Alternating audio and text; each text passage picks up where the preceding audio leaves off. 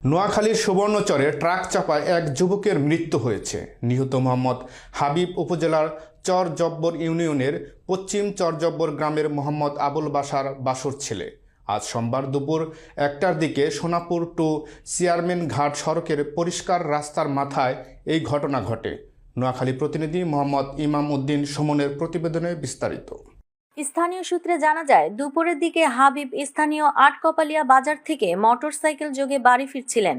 যাত্রাপথে পরিষ্কার রাস্তার মাথায় পৌঁছালে একটি অ্যাম্বুলেন্সকে ওভারটেক করতে গেলে বিপরীত দিক থেকে আসা ট্রাকের সঙ্গে মুখোমুখি সংঘর্ষ হয়। এতে মোটরসাইকেল আরোহী হাবিব মোটরসাইকেল সহ ট্রাকের নিচে চাপা পড়ে যায়।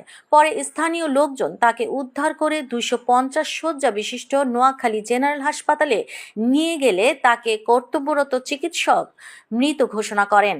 চরজব্বর থানার ভারপ্রাপ্ত কর্মকর্তা ওসি মোহাম্মদ শাহিন মিয়া জানান, খবর পেয়ে পুলিশ ঘটনাস্থল পরিদর্শন করে ঘটনাস্থল থেকে ট্রাকটি জব্দ করে থানায় নিয়ে আসা হয়।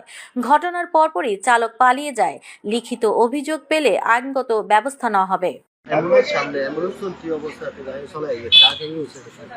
পরিবর্তিতে অ্যাম্বুলেন্স স্লো করছে, তাকে দেখি কোনো লোকের বাইরের লোকে গাড়ি দিতে গেছে আগের ভিতরে